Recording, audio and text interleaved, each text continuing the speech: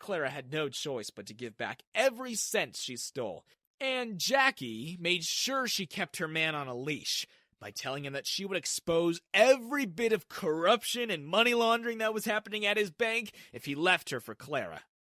Clara lost everything that day, and she went back to being a waitress, the same job she had before she met my dad. All of this was happening while I was busiest with the new campaign and juggling my relationships with my manager, Irie, my boss, Rena. And now that she had her perfect fiancé cheat on her, Jackie too wanted to be a part of my life. Suddenly, I found myself between 3 women, and Jackie was more persistent than ever.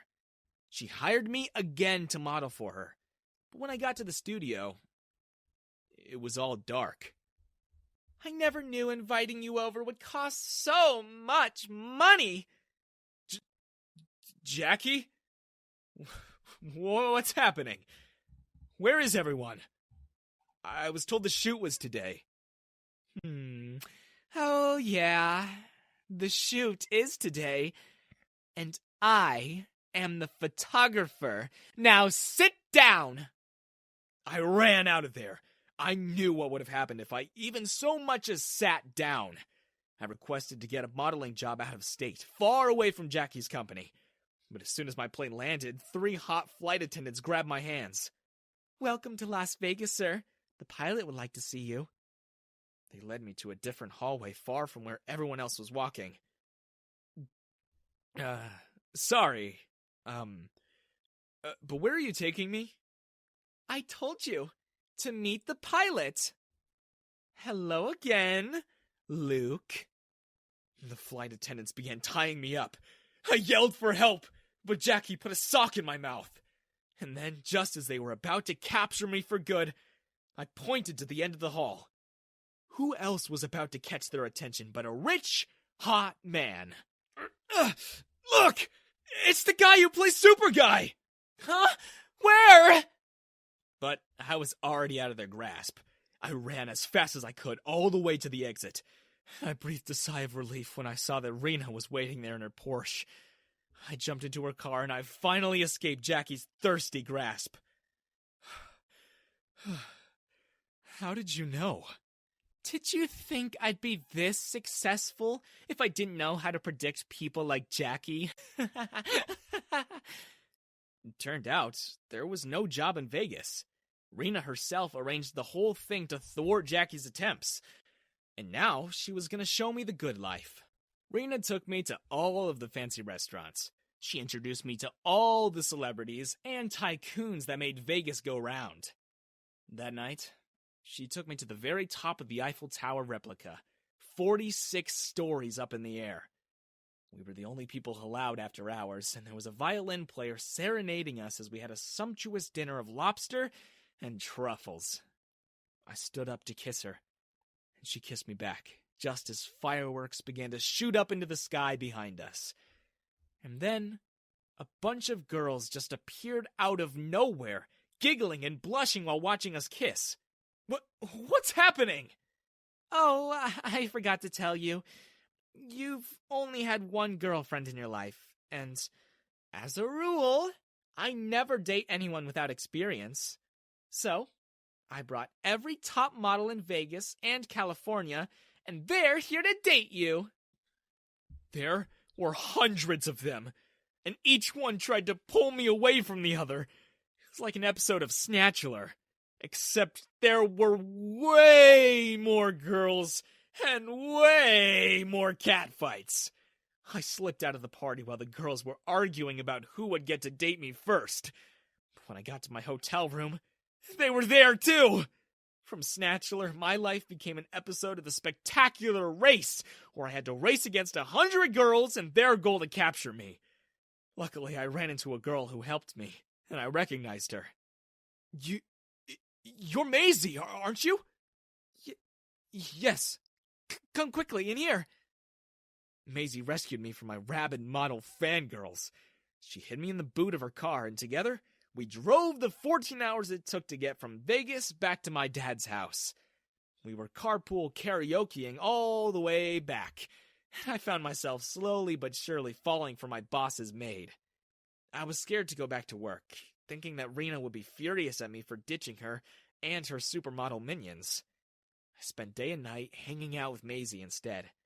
She'd sneak out of Rena's house and meet me in the back in my car, and we'd do nothing but drive around the city singing along to the songs we loved. A week later, a chopper began circling my dad's house, and when it landed, Rena came out. She dragged me back to the agency and laid it on me. She was really disappointed, but her heart softened when I told her I'd fallen for her maid. Everything was going smoothly again. Well, until Jackie appeared. She was way bigger than I remembered her, and it had only been a month. "I'm pregnant, and Luke's the father, and he won't take responsibility!" Jackie told Rena that she'd pull out from the campaign if I wasn't fired. So, Rena ditched me. "I'm sorry, Luke. I thought you were a better man than this, but not taking responsibility for your own child? Kissing me when you already have a baby on the way!" Jackie was not done. She wanted me to sink as low as I could so I'd have no choice but to choose her. But then, I noticed something as she dragged me out of the agency. Her belly had wrinkles. When I touched it, I knew what she'd done. I reached under her dress and revealed that she was wearing a pillow! I ran to Maisie and told her exactly what happened, that I lost my job, and that Jackie had ruined my reputation. Maisie changed in an instant. She knew she was the one with the power now. Even though she was a maid, she was still earning way more. And so, she began to assert her dominance. And she began treating me as if I was worthless to her. "Now that you're jobless, maybe you should go to the gym and improve yourself. What modeling agency would hire you now? You don't even have abs anymore thanks to all this binging you've been doing at those fancy restaurants." It was Valentine's Day, and she didn't even tell me once that she loved me. I brought her flowers, but she just took them and gave me a gym membership. She made me work out as if my life depended on it. "Do you even lift, bro? Look at those flimsy arms. What kind of model are you? You look like a total nerd. And you're broke. Here, take this paper bag and put it over your head. I'm sick of seeing your stupid face." Little did I know she was about to record me. I guess she expected me to be weak and make a fool of myself in front of the entire gym. "You're so unfit. So ugly. What a useless beta. Lift it!" She put on even more weights while I was in the dark. I could hear her doing it, and I knew she wanted me to fail. But the joke was on her as I lifted the entire thing up to my chest and over my head. The whole gym erupted with applause, and Maisie's live stream backfired, for in that moment, I became the masked lifter. And that video spread like wildfire, making me an instant influencer. Maisie's plans were foiled, and I went home satisfied. It was definitely a roller coaster of emotions. I loved her. But why was she suddenly trying so hard to watch me fail? Shouldn't a girlfriend be supporting his man? I went to Maisie's apartment the next day to ask her what changed between us. But I was shocked to hear my dad's voice. "All right, I'll go out to get more snacks. You girls behave while I'm away, okay?" I ran to the fire exit before the door opened, and I knew there was only one way for me to figure out what exactly was happening. I stepped out onto the ledge, and I inched my way outside of the 10th floor until I saw that the bathroom window was open. I slipped in, wanting to eavesdrop, but the bathroom door began to jiggle, and it opened. In that split second, I went into the one place where I knew I could go. There was a hidden door in Maisie's bathroom that led to the boiler. And I stood there, frozen, as I heard the girls' conversation in the living room. There was a hole in the wall from one of the paintings that used to hang there, and I could hear and see everything, but they couldn't see me. "Girl, are you really about to start dating your boyfriend's dad?" "Don't act so shocked." I mean, Yana's right. Why are you acting brand new? Luke's penniless now. His dad's obviously rich, so why not? What are you gonna do about Luke? Dump him, duh. She said it so matter-of-fact, as if I was nothing but a toy. And in that moment, trapped in her wall, I realized what fool I'd been. I threw everything I had with Rena. I fell in love with the wrong girl. She was nothing but a typical gold digger who latched onto me when I was a hot commodity and dropped me the moment I became unemployed. I didn't even wait for the girl to leave the bathroom. I just waltzed out of there. I didn't care about the shocked screams or Maisie's hands around my leg as she begged me not to tell my dad about her plans. I no longer cared. If my dad wanted to steal my girl, he can have her. They deserve each other. I went to the one person who cared for me this whole time. The only one who was truly there for me. The one who changed my life.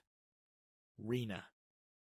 I cried into her arms and she took me back.